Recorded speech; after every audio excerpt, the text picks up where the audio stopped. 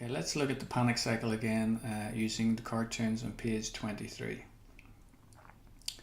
And before we get into the actual cycle itself, it's important to realize that the first image there isn't referring to a panic attack happening. The first image is referring to someone experiencing fight or flight sensations out of the blue.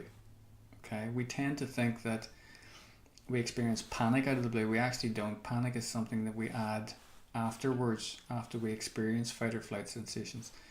And it's very important to remember that. If you think back to the fact that if somebody is in real danger and they experience these exact same sensations, it will die down once they realize they're out of danger. So can you see that there's a connection between what you think is wrong and how the symptoms continue? If you think you're in real danger and that's what the symptoms are about, as soon as the danger is gone, the symptoms come down. But in a panic attack, if you can't relate the symptoms to something, then you think there's something internally wrong, mentally or physically, and that's why you panic, and that's what keeps the cycle going. So it's very important to see that distinction now very clearly, okay? Because that will enable you then to realize, if you can really learn to see that these are benign symptoms of fight or flight response, then you'll know you're not in any actual danger. And just as if you were confronted with danger, once it passes, they'll die down. You'll be able to let the symptoms die down similarly. Okay, so look at the panic cycle on page 23. So first of all, suddenly and for no obvious reason, we can experience very alarming symptoms of anxiety. The fight or flight response kicks in.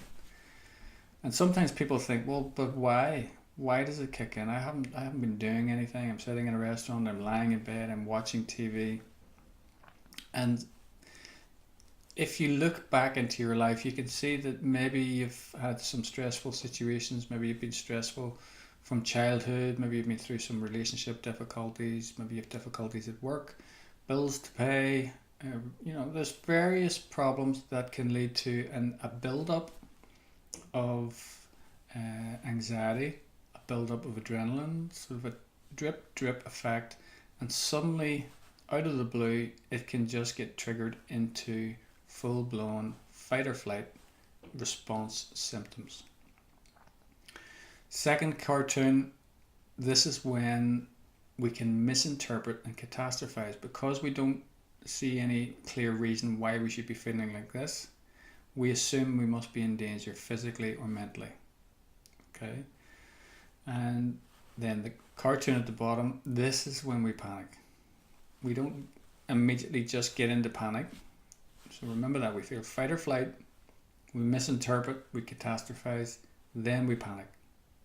And when we panic, we really go for it. We really build up the anxiety that we feel. We send lots of fear signals to the body, and the body automatically responds by trying to help us with more fight or flight response symptoms. So the irony is, the more frightened we get, the more fear we feel, and we get caught in this cycle. It's very important that you see this not just as a diagram, as something you've read, but really see the truth behind it, okay? Page 24, it's important to remember, even though a panic attack can feel terrifying, it cannot cause you any actual harm. And I know from personal experience that panic attacks can produce some of the most terrifying sensations imaginable. But I also know from personal experience that they cannot cause you any actual physical or mental harm. I had many panic attacks over many years, and nothing ever happened except the feeling of fear. None of the feared things that I thought were going to happen actually happened.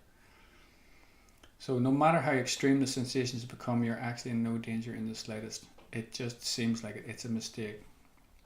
That cartoon, if you can keep that image in your head, page 24, false alarm. False alarm. It's a good phrase to remember. It's a false alarm.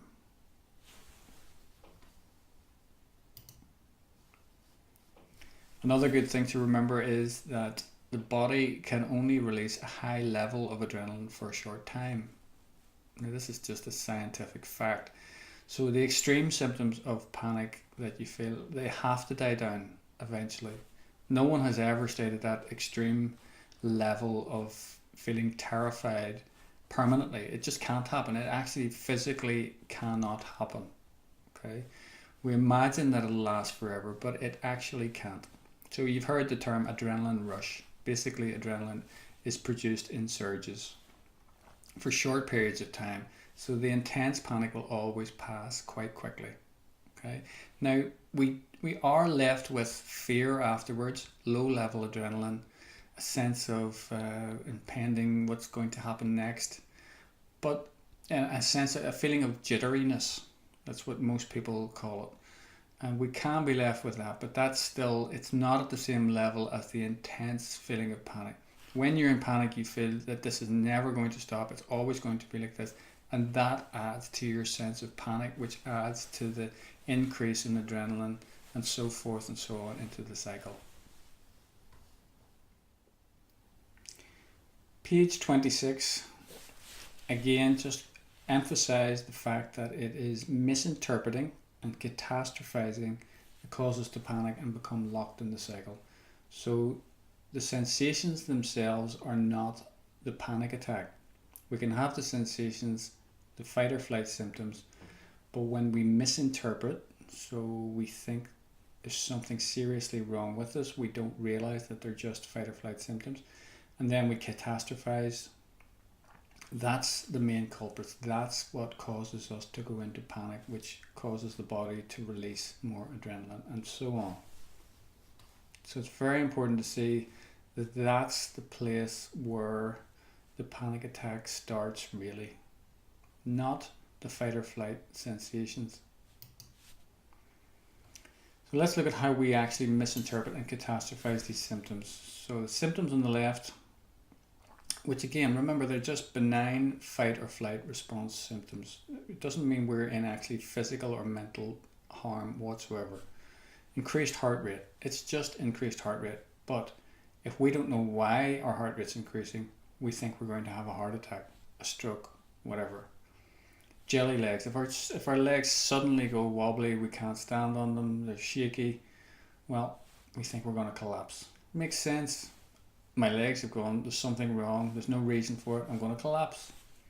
Shortness of breath, you just must think, I'm going to stop breathing, because if you can't feel breath, then you think, I'm not going to be able to breathe. It makes sense, it's logical how we get into panic, but it's just important to see that it's not actually accurate. Tightness in our chest, again, this is fight or flight response symptoms cause our heartbeat to beat rapidly. We're taking lots of deep breaths. So tightness in the chest, you feel you're going to have a heart attack, you're going to die. Your mind is very alert, you're focused on danger. So you think, I'm going insane, there's something wrong with me.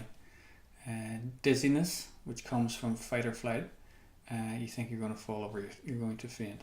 Nausea, again, if you're nauseous for no reason whatsoever, just out of the blue, then possibly you're very ill and you're going to die. That's what happens to us. We just think that quickly.